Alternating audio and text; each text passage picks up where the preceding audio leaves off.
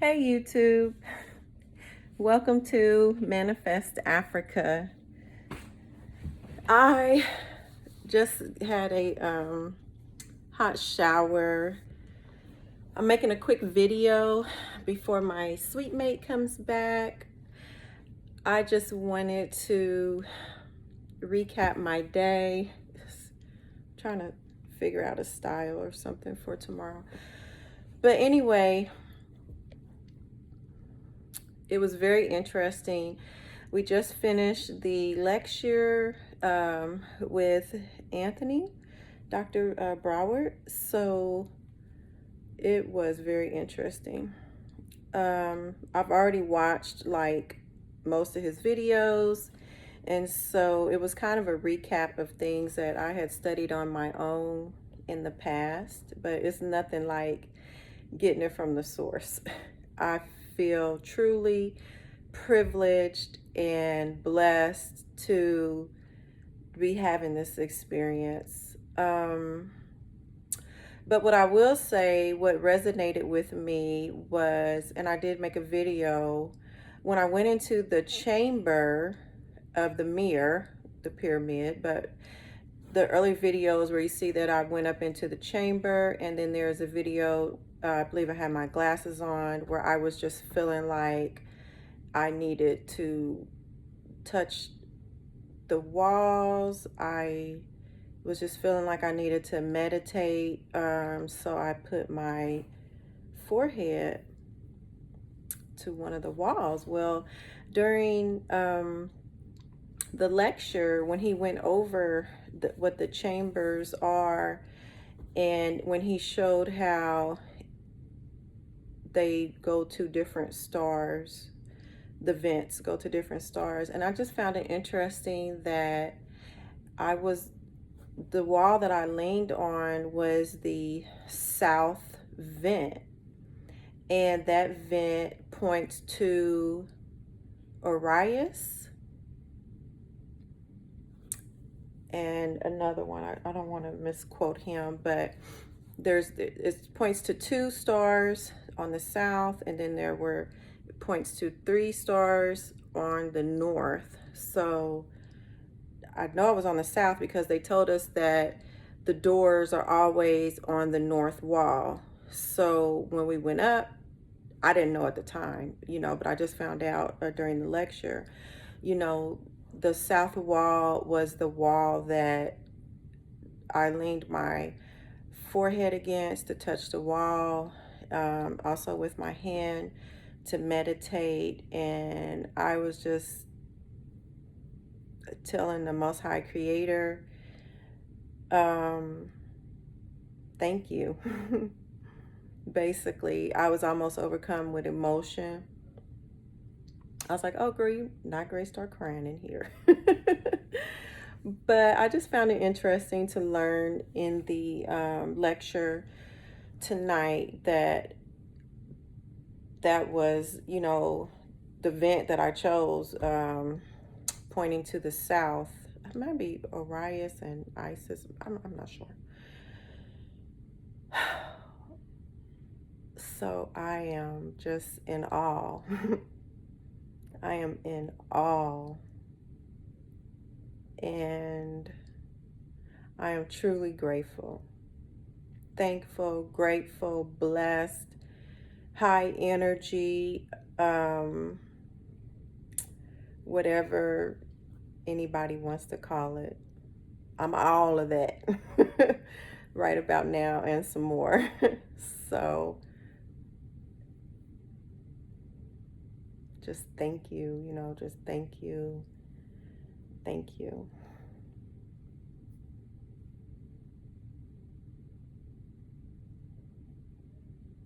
I don't even hardly know anything else to say.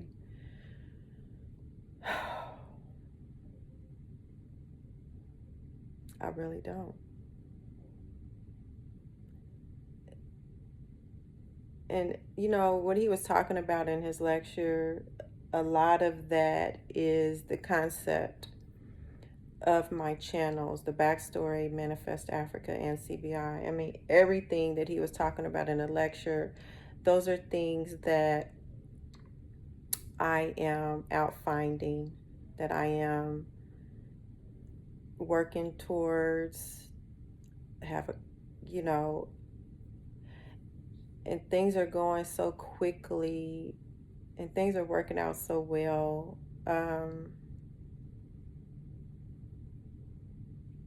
It's like everything that I even think that I need concerning business, concerning personal, it's like not even that long before I find it. I had a dream. I didn't discuss this one. I had a dream when I was in Rwanda, and my cousin and um, I don't even really think at this point, like, the person you dream about makes a difference, kind of. I'm not really sure, but I think it's just like sometimes they show you someone familiar just so it can resonate with you. But I had a dream that we were standing in the mountains of Rwanda, and so you could see the valleys down below. And my cousin had threw like a frisbee, but it was shaped like a donut and it was white, kind of glowing white. And he threw it up real high, and you could see the scenery, and it was beautiful. And it came back to him, and he caught it, and he was like, okay, you do it. And so I threw it up high, and it was beautiful. It was glowing, donut shape. And so when it came down, I didn't catch it, but it had landed down in the valley. And so at first I thought, oh, and then another day, and it was white, the frisbee type of thing. And then I could also see the green, the colors in my dreams. If you watch the backstory about some of my dreams, you know that I normally only see, it's been one predominant color for years. I asked Dr. Broward about it on the bus today. Had he done any research on colors, what they mean or whatever, because it's very hard to find serious research on, the meanings of colors. And so he was just kind of like, no. But he did say very quickly, he said the people that do have it or that have studied it, they're not going to publish it. So I wish I would have called to ask him why. The only book that I read on it was by a Jewish guy. I even forget the name of it, that they talked about colors. And so I was just asking him, well, in your research and your studies, like, is it like one predominant color that you maybe think, represents this or that, or do you think that, the ancient Kemetes just used the colors that they were able to make? Which now that I'm thinking about it, that's kind of a stupid question, because they made the pyramids, which modern technology can't figure out how they made. So it seems like they would simply be able to make whatever color that they wanted to make as well. Now I'm thinking about it. But anyway, I just had a quick conversation with him about that on the bus. I didn't get any, he didn't know. So he said that he hadn't really put any thought into it. He just thought to himself that, the more colors you see, maybe the more colors are in your mind, and so that pops up. That's not the case. That's not the case, because I've seen all kinds of colors all my life, and it was always only one color, one predominant color in the dream. Everything else would be kind of like a black and white, just one predominant color. So when I got to Rwanda, I saw two colors, and then so now even in Rwanda, I'm seeing, like, it's like I'm dreaming in full colors now. So at any rate, back to the dream. So it was my turn to throw the frisbee, and it had landed in the valley. And so I was kind of looking down in the valley like, oh. So when I woke up that morning, I was like, maybe that means I'm supposed to canvas and be doing some work down in the valley, because as you know, Rwanda's all hills. So one day I was with a driver and I was like, well, what goes on down there in the valley? I was just asking him, like, do they build down there? And he was just like, he really didn't answer me. But on further reflection, I thought to myself, okay, when you throw something out there, it comes back to you and you need to catch it, Diana. Because I'm so creative. There's so much that I throw out, and every person that I talk to, it resonates with them. And so, upon reflection, I felt like maybe I'm not catching what I put out there. Like, it's coming to me, it's coming to me. And it's like everything is coming to me and it's coming so quickly, but it's like I'm not it's like I'm not catching something. I don't know what it is. So I'm hoping that, no, I know that this trip,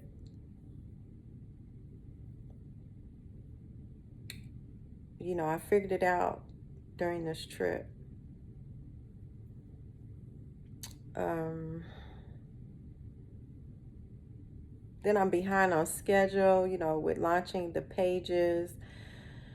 The lady I hired in the U.S., and paid her way out of my budget because, I had worked with her before, and she's behind on schedule on launching my websites, and I'm behind on getting the equipment that I need. But in reality, am I behind, or am I just not catching on? Am I just not?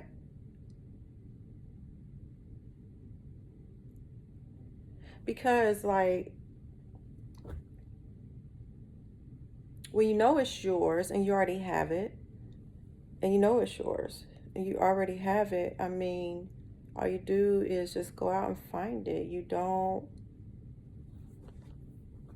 worry about, how am I going to do this? I'm constantly worried about, how am I going to do this? How am I going to do that? Financially, of course. It's something that I'm not catching, because I always get everything that I need and want.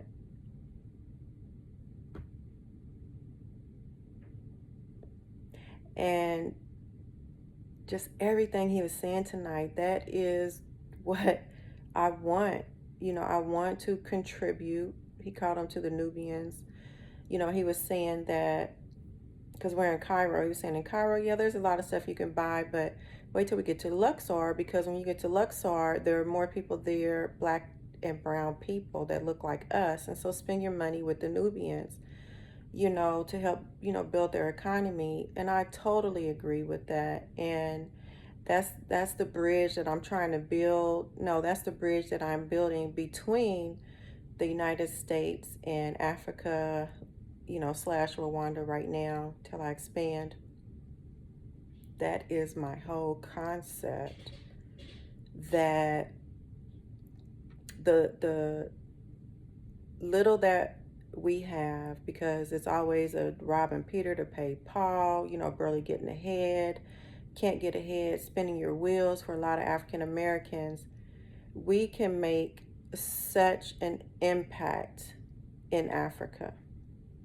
There is no reason that every store is owned by Indians or Chinese or Egyptians. There's no reason for it. I had a great conversation with a lady that I met from Brooklyn today, and I was explaining to her If we could just get over what the profit is going to be. I've seen so many videos, and I concur, halfway, about you can't go to Africa without a U.S. income because you won't be able to sustain yourself. You won't be able to live the type of lifestyle that you're used to because, yes, it's expensive. It's expensive to live like an American, you know, in Africa. It's very expensive. I mean, it costs the same or more than it would, in the US. And in that, that's just not true. I am an entrepreneur. I have barely worked a total of a year of my whole entire life for anybody else. And that's another thing I have in common with Dr. Broward. He said he hadn't worked for the white man since, for 40 something years. My whole life, I worked with them as an independent contractor for myself, but I never held jobs. It just wasn't something I valued. And that stems back to me missing my dad. My dad worked 38 years for Chrysler, overtime, double time, triple time. He was never at home, and I just wanted him to be at home with me. And I just didn't feel like it was worth it because we didn't live the type of lifestyle that I thought all that work should have obtained, But older, that's a long story. I don't even want to go into that. But at any rate, just come, use my service when it gets up and running, commercial business integrated, and start a business in Rwanda. We mess off thousands of dollars shopping, entertainment, travel, clothes, shoes, thousands of dollars. In the backstory, I have already showed you that you can do it. Don't worry about the profit. Like I was telling the lady from Brooklyn earlier, I wish that everyone would get off of their minds that I have to make so much profit. First of all, the first 3 years of business in the US, they don't even consider you making a profit. That's the first thing.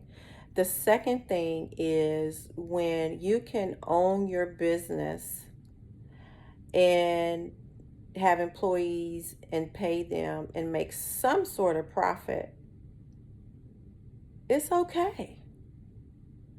It does not, I mean, everybody should just stop thinking that I'm only going to do this because I can get rich.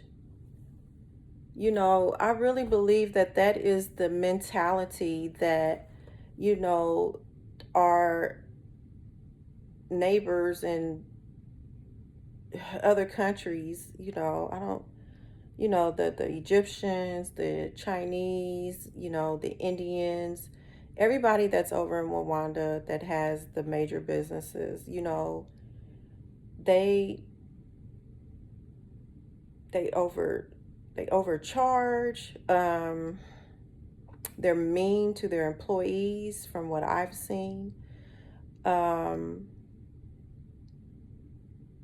they got to be making some kind of money. Because they own, like on the nicer parts, like they're the owners or the managers.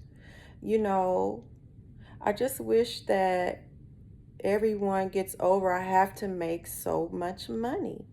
You know, get you a nice place here, build something that you can live in to your standards, give people jobs, give them training, you know, give back to the economy of the Nubians.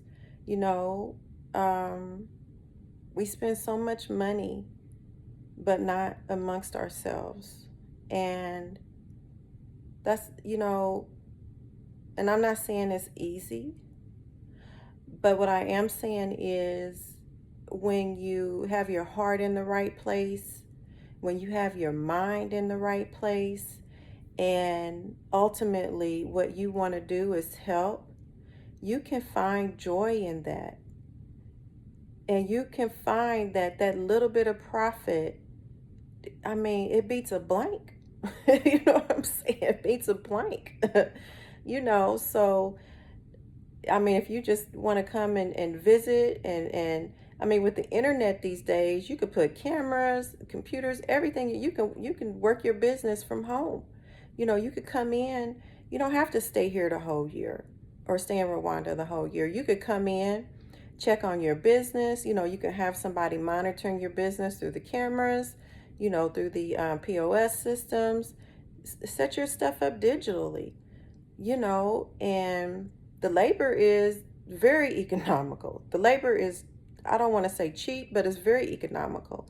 So once you get your startup going, that's really the highest cost, and I'm feeling, I guess my energy level is low and I feel like I'm not catching what I'm putting out there because I just want to support my team. I want to I'm going to support my team. I want to hire as many people as I can, get them the training. Like I was telling her, would you like to, when I'm walking around there, I see so many business opportunities. It's the entrepreneur spirit in me. It's so many. Even for hairstylists, I'm a licensed hairstylist. That was my first independent contractor license. And I went to a salon. Normally they don't rent booth space. So normally you open a salon and everyone in there works for you, is what it seemed like to me. Or you could put nicer equipment in there, raise the prices a little bit. Once you spend that initial setup and startup cost, it's going to be profit. There's going to be revenue. I'm not saying it'll make you rich, but you're spending your money on an appreciating asset, something that appreciates, something that grows your money. I've spent what, $3,000 on a Louis Vuitton bag that I didn't know any better. It wasn't even real leather. It's like covered plastic. $3,000. Do you know? I mean, put another couple thousand with it. I could have hired people. I could have opened a business. I could have rented a place. I could have bought some land. Like, it does not take that much, And then even on the African side, from the countries I've been to, which is only Nigeria and Rwanda, they also need to embrace us and let us help them. Let us be the one to help them. And, just stop thinking we're so rich or, and Dr. Browder tonight was like, African Americans, the Nubians around the world from the, third world countries, they look up to us, is what he said. They look up to us, and we do. And then the other side of the coin is, like your ancestors sold our ancestors into slavery, so that's another side of it. I don't know how they feel about it over there, but I'm sure that's in the back of a lot of African Americans' minds, but let not that be what divides us. Get over the past. Let's all move forward and do business and help each other. I feel such joy in helping my group, and I feel such joy in training them. So I asked the lady in Brooklyn, she has a small business as well, would you be interested in doing business, in Rwanda? What she does, she has a technology staffing company. I would love to work with her. all the staffing companies over there basically are for cleaners, people to house clean. I've asked. I think they said there's like one or two for business. So, bam, there's an opportunity that just presented itself with me because I had already been thinking to myself about that. It can't be just one employment agency or all the ones that there are for cleaners, and housekeepers, So, then I met her. Hey, let's put together a technology staffing company. You can open a branch in Rwanda, you and I, and we would just have to train them. They're not, just because someone only has theory and they haven't had the practical tools to do the practical practice does not mean that they're not capable of learning, given the opportunity to use the right tools. And so that's the largest investment. The largest investment is in training and in getting the tools and the technology, the equipment that, these beautiful Nubians that are so eager to learn, that they need. That is the highest cost that I'm looking at right now. Startup cost. And usually if you get good equipment and you train people, usually they catch on, and it's better to train someone directly for your business than to have to retrain them from someone else's business to acclimate to yours. So that's a positive thing, to train somebody from the ground up, how you want them to work, so I am I'm going to catch what I'm throwing out. No, I've caught it. And tonight I caught it. It was like he could have been talking to me, just me in a room. I caught everything that he said, and a man of that, with those type of accolades and with his life experience, I caught it. I did. I caught it tonight. I caught it. So I am going to enjoy the rest of my vacation. Technically, this is my Christmas vacation, because I really just work in Rwanda. I create, I think, I work. So this is my vacation, and I caught it, I caught what he said tonight. Thank you, Dr. Browder. So please contact me through commercialbusinessintegrated.com. Give me a call. I do charge just a small fee as a liaison, and a small consulting fee.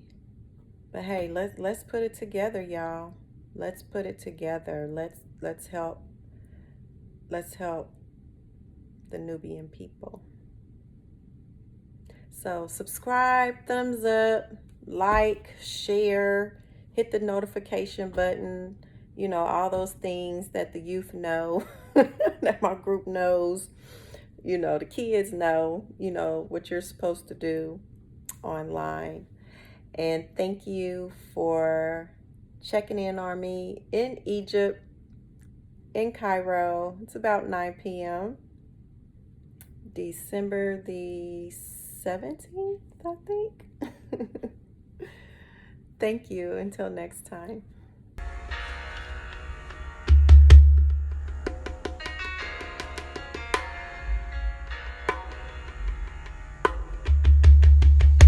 She came onto the country shores as if she were a 100-year storm. Most would heed the warning in time. Take shelter. before even catching the enticing smell of the beautiful coming rain. A few godlike men, yet untamed by Mother Nature, would embrace the strong, somehow comforting change of winds, allow themselves to take up the treasures revealed, left behind her impassioned path, knowing her omnipresence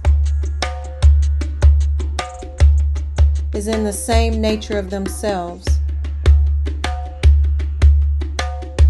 which called unto the storm,